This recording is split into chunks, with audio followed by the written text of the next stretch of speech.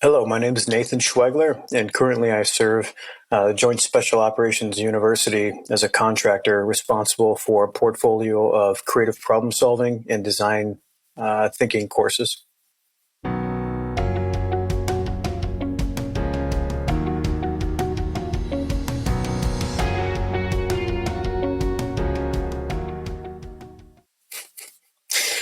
Well, it's certainly open season on my island, and COVID be damned. We're accepting all, and you can join virtually if you need to. We invite all perspectives and participants.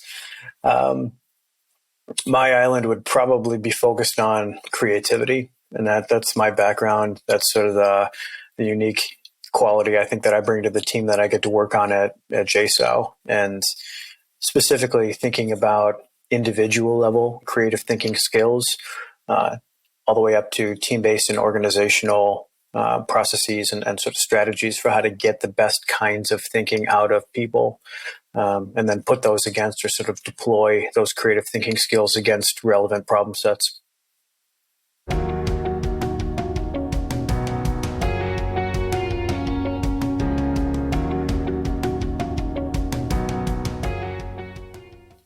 There are so many ways of thinking about creativity and design and a larger innovation kind of practice that I don't think there is one meaningful track that a person can go down. I think it's not the kind of puzzle that you can solve by thinking your way to the next logical step. It's more of I think what's right or what's optimal for each individual person will be a sort of a more of a circuitous, or like you bump your way into success by experimenting. You're going to have to try some things out, whether it's internships, independent self-study, taking formal courses at an academic institution.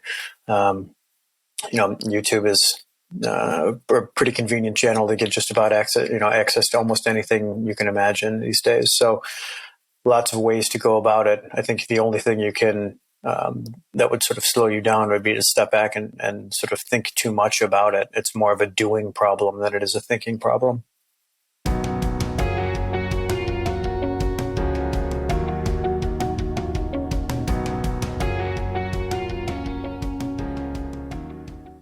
I think I'll borrow one that I heard from the former or the recent head of design at IBM, Phil Gilbert. We had him at a conference in the UK a couple years ago, and he described design as the shaping of decision space. And I really liked that.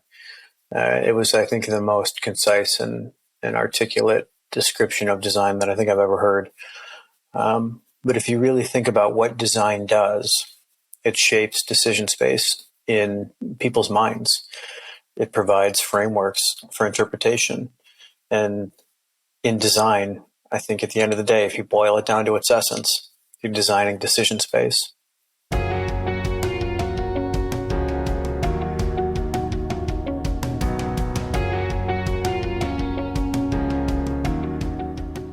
It's sort of impossible to describe other people's experiences because I haven't lived them, but all I can do is sort of offer my trajectory, or a description of it would be, I apprenticed early on for faculty members of mine who were running creative problem solving workshops for industry clients.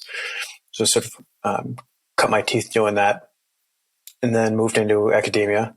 So the teaching and research side of things. Got a couple years of experience doing that, and realized that facilitating at the pointy end was more interesting to me. So I went back over to the corporate side and worked in the business world for several years, running a creativity and innovation services laboratory. I started to see the same kinds of companies come back to me with the same kinds of problems. And around that time, a couple of my now colleagues showed up from the special operations community, and they invited me to sort of start tagging along and working with them on security related challenges. And now that's the world that I find myself immersed in. So moving from that early kind of apprentice model into academia, into the corporate world, and now into the security world.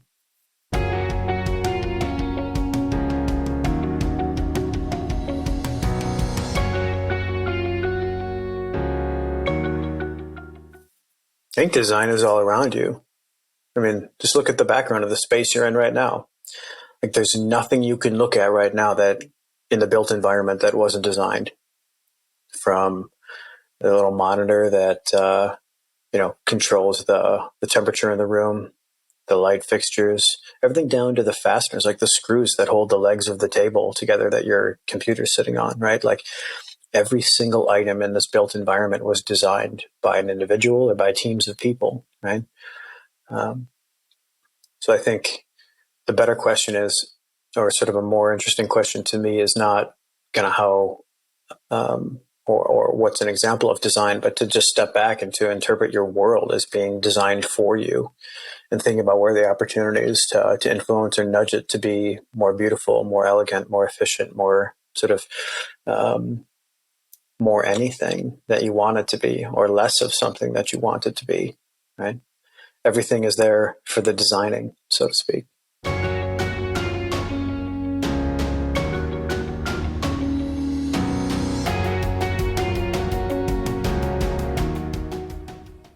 We're running projects all the time trying to figure out what the future of design practice looks like in a security context. So thinking about, what does it look like when individuals are teamed up with machines? So augmented imagination and decision support tools, and can we speed up the cycles through which people generate interesting questions and then have options at their disposal, right? I'm also interested in the relationship between the space community. So organizations like NASA and others that have been figuring out what it looks and feels like to try to operate in low to no gravity, or sort of to be in these extreme remote environments. So thinking about the comps or the analogs to that on the surface of Earth or underwater or at high altitudes, what can we learn from those communities so that we can better understand and prepare for and train for what special operations might look like in space? Those are probably my two the topics that I'm most interested in at the moment.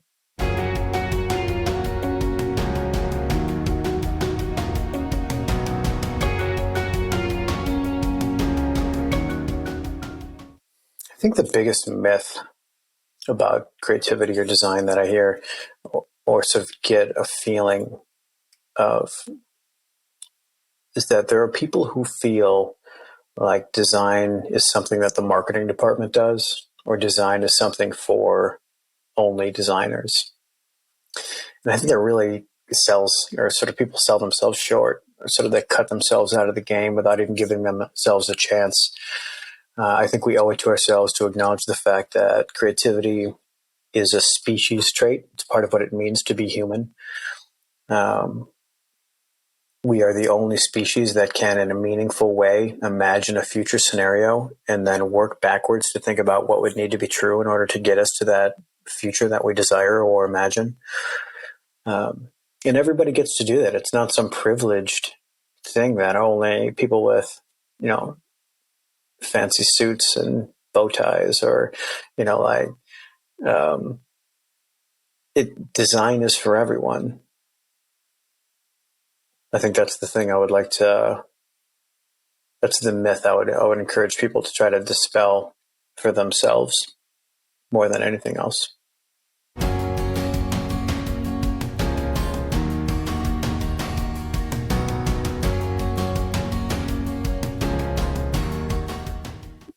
I think there'll be no shortage of answers a person could give to this question. The more useful track to go on maybe is to think about to what extent a person can apply their own practice. So if you work in deliberate creativity or deliberate design in terms of your profession, sometimes I find those people have a hard time applying the same tools that they would use to help an organization navigate complex security challenges or business problems or whatever it is. it can be challenging sometimes to get out of your own way or sort of apply those same techniques or principles to your own life. And I always find that to be an interesting discussion to have with practitioners. To what extent are they capable or sort of comfortable taking the toolkit and applying it to their own life? I think when you're operating at the highest level of the domain, creativity isn't something you do at work. It's not a process you go through. It's not a checklist. It's not a toolkit. It's not software. It's not process architecture or whatever, right? It's a way of being in the world, and it's the way you live your life, not something that you do at work.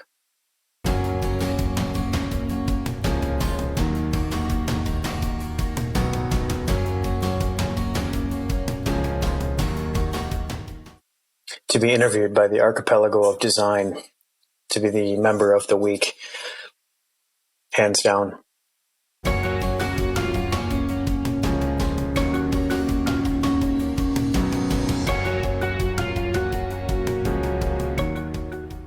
COVID has been fascinating for a variety of reasons, but I think COVID, there's been a lot of pain, obviously, and suffering and loss of life in my family and many around the world, right? At the same time, I think it's been an interesting gift, and then there's upside in it for us as a species, in that I think it's helped a lot of people. It's forced them to step back and think about what's important to them. How are they spending their heartbeats, etc. Right? So that right off the bat, I think that's an important opportunity that has come to light. The second thing I would say is that organizationally, I think the way that we work will never be the same. I think just take a look at what we're doing now, right? This sort of format has become second nature to us at this point. And there were professions that the idea of being a remote or a hybrid or a telework kind of an employee was a non-starter to many organizations. But I think the pendulum has swung a little bit in the direction of the digitally comfortable / digitally familiar, talented individual who can now say, I can execute all the requirements of this job and I can do it from anywhere in the world. So I think organizations have to evolve and are evolving their models for what that looks like in terms of the way that they identify, attract, and manage, sort of recruit, onboard, and manage the talent and sort of optimize the talent that they have access to, understanding that more and more people are comfortable with contributing from anywhere in the world and doing it at a high level.